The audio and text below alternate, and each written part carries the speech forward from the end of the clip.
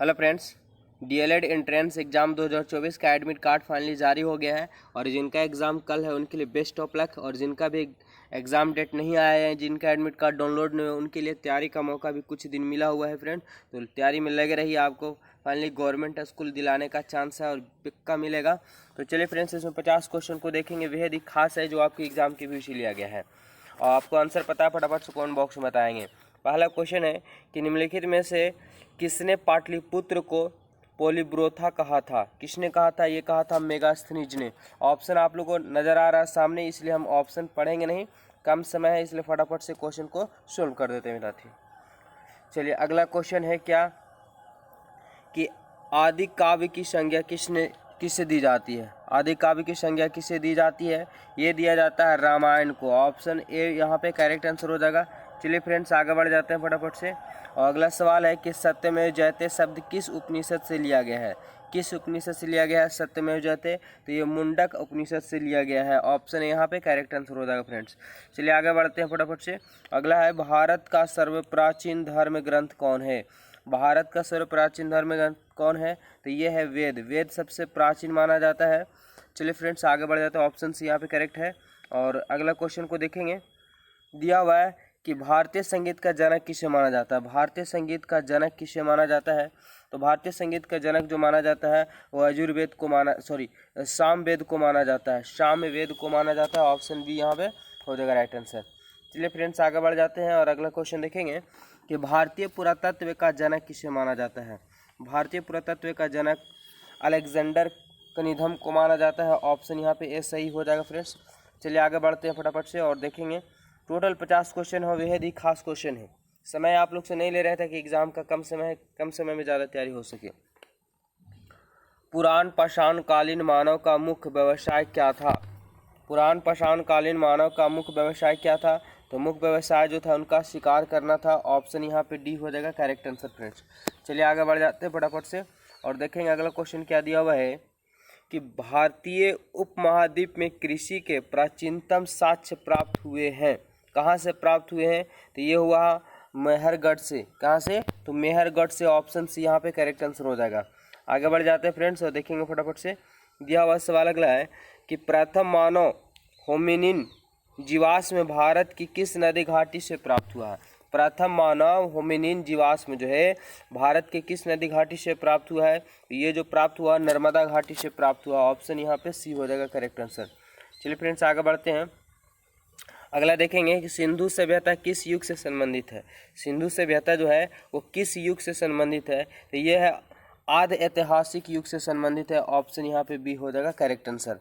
आगे बढ़ जाते हैं फटाफट से और देखेंगे मोहनजोदड़ो में सबसे बड़ी इमारत कौन थी? मोहनजोदड़ो में जो खुदाई किया गया था उसमें सबसे बड़ी इमारत कौन सी थी? तो ये जो था अन्नागढ़ था, अन्नागढ़। ठीक है, ऑप्शन यहाँ पे बी इसका करेक्ट आंसर हो जाएगा। चलिए फ्रेंड्स, आगे बढ़ेंगे और देखिए अगला क्वेश्चन है कि वस्त्रों के लिए कपास की खेती का आरंभ सर्वप्रथम किया गया था, मतलब कहाँ से किया गया था? वस्त्रों के लिए, कपड़ों के लिए जो कपास की खेती होती है वह किस देश से प्रारंभ किया गया था? तो ये किया गया था भारत से ही शुरू किया गया था। ऑप्शन डी यहाँ पे हो जाएगा राइट आंसर। क्या है अगला क्वेश्चन कि भारत का सबसे बड़ा हड़प्पन पुरास्थल है, कौन सा है?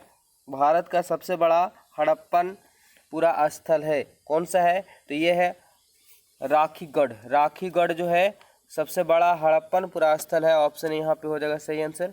आगे बढ़ जाते हैं और देखेंगे फ्रेंड्स अगला क्वेश्चन है कि लेखन कला की उचित प्रणाली, लेखन कला की उचित प्रणाली विकसित करने वाली सर्वप्रथम प्राचीन सभ्यता थी, कौन सी सभ्यता थी प्राचीन में? तो ये था सुमेरिया। सुमेरिया था। ऑप्शन यहाँ पे सी हो जाएगा करेक्ट आंसर। अगला क्वेश्चन है क्या कि कौन सा हड़प्पीय नगर 3 भागों में विभक्त है? कौन सा जो हड़प्पीय नगर है वो 3 भागों में विभक्त है? तो यह है धौलावीरा जो है 3 भागों में विभक्त है। ऑप्शन यहाँ पे हो जाएगा सी। चलिए फ्रेंड्स, आगे बढ़ते हैं। अगला क्वेश्चन है कि पुराणों की संख्या कितनी है? पुराणों की संख्या, और ये लगभग हर एग्जाम में आपको देखने को मिल जाएगा। तो पुराणों की संख्या है जो 18 है। ऑप्शन यहाँ पे बी हो जाएगा करेक्ट आंसर। अगला क्वेश्चन है क्या दिया हुआ है कि वेद शब्द का अर्थ है। वेद शब्द का अर्थ क्या है? तो वेद का मतलब होता है ज्ञान। ठीक है, ज्ञान। ज्ञान ऑप्शन यहाँ पे सही हो जाएगा। चलिए आगे बढ़ जाते हैं और अगला दिया हुआ है कि महाभारत मूलतः किस रूप में जानी जाती थी। किस रूप में महाभारत जानी जाती थी, जानी जाती भी है। चलिए तो ये जय संहिता के रूप में जाना जाता है। किस रूप में? जय संहिता के रूप में। ऑप्शन यहाँ पे डी हो जाएगा। आगे बढ़ जाते हैं।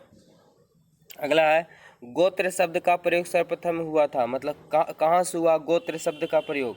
गोत्र शब्द का प्रयोग सर्वप्रथम कहाँ से हुआ? तो ये हुआ ऋग्वेद से उत्पन्न हुआ है। ठीक है, ऑप्शन बी बिल्कुल करेक्ट आंसर हो जाएगा। चलिए आगे बढ़ जाते हैं। अगला क्वेश्चन है कि महात्मा बुद्ध का जन्म एवं ज्ञान की प्राप्ति किस दिन हुआ था? बैसाखी पूर्णिमा के दिन, आषाढ़ पूर्णिमा के दिन, कार्तिक पूर्णिमा के दिन, उपयुक्त में से कोई नहीं। क्या होगा इसका फ्रेंड्स? तो ये बैसाखी पूर्णिमा के दिन हुआ था। ऑप्शन ए यहाँ पे करेक्ट आंसर हो जाएगा। आगे बढ़ जाते हैं। अगला क्वेश्चन क्या दिया हुआ है कि महात्मा बुद्ध किस वंश से संबंधित हैं? किस वंश से संबंधित है? तो ये शाक्य वंश से संबंधित है। शाक्य वंश से संबंधित है। ऑप्शन सी हो जाएगा इसका करेक्ट आंसर। आगे देखते हैं क्या है। अगला क्वेश्चन है कि भगवान महावीर का प्रथम शिष्य था। भगवान महावीर का प्रथम शिष्य कौन था? तो ये जमाली था। जमाली। ऑप्शन ए यहाँ पे हो जाएगा राइट आंसर। अगला क्वेश्चन क्या कहता है कि जैन धर्म का आधारभूत नैतिक मूल्य क्या है? जैन धर्म का आधारभूत नैतिक मूल्य क्या है ये बताना फ्रेंड्स फटाफट से। तो इसका था जैनभूत, बोल रहा है कि जैन धर्म का आधारभूत नैतिक मूल्य क्या था? तो ये था अहिंसा। नैतिक मूल्य यही था, अहिंसा। अगला फ्रेंड्स, अगला क्वेश्चन क्या बोल रहा है कि बुद्ध ने सर्वाधिक उपदेश दिए थे, मतलब कहाँ उपदेश दिए थे बुद्ध ने? तो ये श्रावस्ती में दिए थे। श्रावस्ती में। ऑप्शन भी हो जाएगा, ऑप्शन बी बिल्कुल इसका राइट आंसर हो जाएगा। अगला क्वेश्चन क्या है? 25 नंबर क्वेश्चन है फ्रेंड्स, देखेंगे क्या कि बुद्ध की खड़ी प्रतिमा निम्न में से किस काल में बनाई गई थी? बुद्ध, गौतम बुद्ध का यानी भगवान बुद्ध का जो है खड़ी हुई प्रतिमा किस काल में बनाई गई थी? ये बनाया था कुषाण काल में बनाया गया था। कुषाण काल में। ऑप्शन 20 का राइट आंसर हो जाएगा। चलिए आगे बढ़ जाते हैं फटाफट से। अगला क्वेश्चन को देखेंगे। क्वेश्चन नंबर है 26। तीर्थकर सब संबंधित है, किससे संबंधित है? तो तीर्थकर जो है जैन धर्म से संबंधित है। ऑप्शन हो जाएगा डी यहाँ पे राइट आंसर। अगला बढ़ जाते हैं। अगला क्वेश्चन क्या बोल रहा है कि विश्व का पहला गणतंत्र वैशाली में किसके द्वारा स्थापित किया गया था? विश्व का पहला गणतंत्र जो है वो वैशाली में स्थापित किया गया था। तो किसके द्वारा किया गया था? ये किया गया था लिच्छवी के द्वारा किया गया था। ऑप्शन यहाँ पे डी हो जाएगा राइट आंसर। आगे बढ़ जाते हैं। अगला क्वेश्चन क्या बोला है फ्रेंड्स, देखेंगे मगध की प्राचीन राजधानी कौन सी थी? मगध की प्राचीन राजधानी कौन सी थी? ये था राजगिरी राजधानी था पहले। ठीक है, आगे बढ़ जाते हैं फटाफट से। अगला क्वेश्चन क्या बोला है कि पाटलिपुत्र के संस्थापक थे। पाटलिपुत्र के संस्थापक कौन है? ये है उदयन। उदयन पाटलिपुत्र के संस्थापक रूप में जाना जाता है।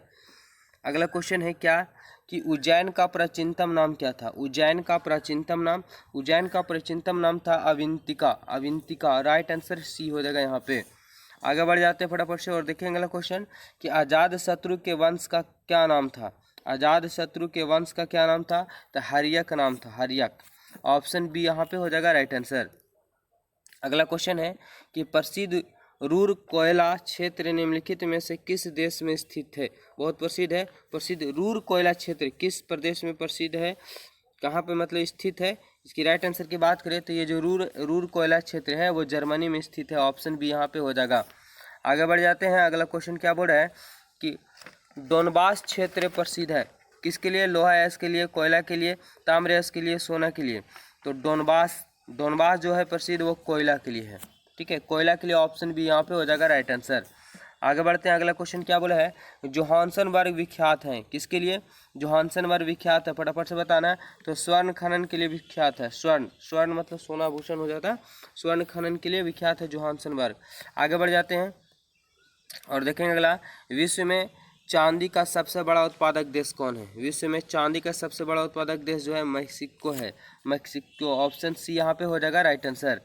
आगे बढ़ जाते हैं। अगला क्वेश्चन क्या है कि बॉक्साइट किसकी कच्ची धातु है? यानी बॉक्साइट का आपसे सीधे बॉक्साइट जो है अयस्क पूछ दिया है। ठीक है, बॉक्साइट किसकी कच्ची धातु है? यानी धातु का अयस्क है बॉक्साइट, तो किसका है? तो एल्युमिनियम का पढ़े होंगे। एल्युमिनियम का अयस्क होता है बॉक्साइट। तो अयस्क किसकी कच्ची धातु है? तो एल्युमिनियम को उल्टा कर दिएगा फ्रेंड्स। आगे बढ़ते हैं। क्या बोला है कि ऊर्जा का वह कौन सा स्रोत है जो सबसे कम भूमंडलीय तापन बढ़ाता है? कौन है? तो यह है भूतापीय ऊर्जा। भूतापीय ऊर्जा जो है भूमंडलीय तापन को बढ़ाता है, कम बढ़ाता है। अगला क्वेश्चन है फटाफट से।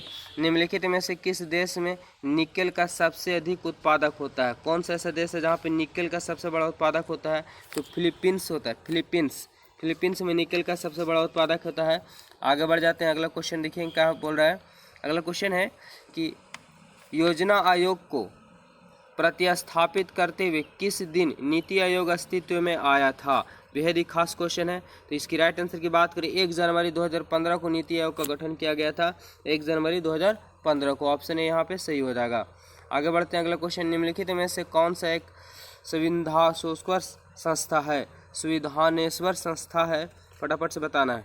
तो ये है संविधानेश्वर संस्था जो है एक प्रकार का नीति आयोग है। ऑप्शन डी यहाँ पे राइट आंसर हो जाएगा। आगे बढ़ते हैं, अगला क्वेश्चन क्या बोला है कि नीति आयोग का मुख्यालय स्थित है। नीति आयोग का मुख्यालय स्थित है कहाँ? तो नई दिल्ली में स्थित है नीति आयोग का मुख्यालय। ऑप्शन डी हो जाएगा। अगला क्वेश्चन है क्या बोल रहा है कि संसद में प्रथम लोकपाल विधेयक प्रस्तुत किया गया था, मतलब कब किया गया था? प्रथम लोकपाल विधेयक प्रस्तुत किया गया था संसद में, तो कब किया गया था? ये किया गया था 1968 ईस्वी में। ऑप्शन यहाँ पे सी हो जाएगा राइट आंसर। आगे बढ़ते हैं, और अगला क्वेश्चन क्या बोल रहा है कि वह कौन सा देश तंबाकू उत्पादन में विश्व का प्रथम है? तंबाकू उत्पादन में विश्व का प्रथम है तो वो चीन है, ठीक है, चाइना। अगला फ्रेंड्स, अगला क्वेश्चन क्या बोल रहा है, बेहद ही खास क्वेश्चन है। इसी टाइप के सवाल आपको एग्जाम में देखने को मिलेंगे। आपको आंसर पता है, कमेंट बॉक्स में भरते जाइए एकदम। हीरोइन प्राप्त होती है, किससे प्राप्त होती है हीरोइन? तो ये होता है अफीम पोस्ता से प्राप्त होता है हीरोइन। ऑप्शन बात करें तो बी यहाँ पे हो जाएगा राइट आंसर। आगे बढ़ जाते हैं, अगला क्वेश्चन है कि भारत में राष्ट्रीय पंचायत दिवस कब मनाया जाता है? क्या बोला है कि भारत में राष्ट्रीय पंचायत दिवस कब मनाया जाता है? तो ये मनाया जाता है फ्रेंड्स 24 अप्रैल को मनाया जाता है। ऑप्शन यहाँ पे हो जाएगा डी। आगे बढ़ते हैं, अगला क्वेश्चन है कि भारत में उच्च न्यायालय की संख्या कितनी है? भारत में उच्च न्यायालय की संख्या कितनी है? हाई कोर्ट की संख्या कितनी है? फटाफट से बताना फ्रेंड्स। 46 नंबर का। तो ये राइट आंसर हो जाएगा। भारत में जो है वो टोटल है उच्च न्यायालय की संख्या 25 है। ऑप्शन डी हो जाएगा यहाँ पे। अगला क्वेश्चन है कि अल्पसंख्यकों के लिए राष्ट्रीय आयोग किस वर्ष में बनाया गया था? अल्पसंख्यकों के लिए राष्ट्रीय आयोग किस वर्ष बनाया गया था? 47 नंबर सवाल आंसर। तो ये बनाया गया था अल्पसंख्यकों के लिए राष्ट्रीय आयोग जो 1993 ईस्वी में। ऑप्शन यहाँ पे डी हो जाएगा करेक्ट आंसर। अगला बढ़ते हैं, अगला क्वेश्चन क्या बोल रहा है कि महिलाओं के सशक्तिकरण के लिए राष्ट्रीय नीति किस वर्ष अपनाई गई थी? महिलाओं के लिए तो ये अपनाया गया था अपने 2001 ईस्वी में। महिलाओं को सशक्तिकरण के लिए राष्ट्रीय नीति अपनाया गया था। और यहाँ से मात्र 2 क्वेश्चन बचे हुए हैं। बहुत जल्द हम आप लोग को 50 क्वेश्चन क्लियर करवा दिए। और लोग कमेंट बॉक्स में फटाफट से बताएंगे कि आपका कितना राइट आंसर इसमें से हुआ। अर्थव्यवस्था से क्या तात्पर्य है? सवाल है कि अर्थव्यवस्था से क्या तात्पर्य है? तो अर्थव्यवस्था से तात्पर्य है कि देश की समस्त आर्थिक गतिविधियों का समन्वय, ठीक है, देश की समस्त आर्थिक गतिविधियों का समन्वय। ऑप्शन सी हो जाएगा। और आज का आखिरी सवाल है क्या है कि अर्थशास्त्र का जनक किसे माना जाता है? अर्थशास्त्र का जनक किसे माना जाता है? तो एडम स्मिथ को माना जाता है। ऑप्शन की बात करें तो बी। तो चलिए इस 50 क्वेश्चन जो है वेरी इंपॉर्टेंट है और टोटल हम क्लियर करवा दिए। और आप लोग का डेली इस पे अभी आप लोग का क्लास चल रहा है, तो इस चैनल को जरूर सब्सक्राइब कर लीजिए और अपना प्यार सपोर्ट दिखाइए ताकि हम आप लोग के लिए बेहतर ढंग से तैयारी करवाएं। और इसके बाद में DLED हो जाने के बाद BPSC कैसे तैयारी करें उसके बारे में भी हम जानकारी देते रहेंगे टीचर संबंधित। तो इसलिए चैनल को जरूर सब्सक्राइब कर लीजिए। धन्यवाद, मिलते हैं नेक्स्ट वीडियो में।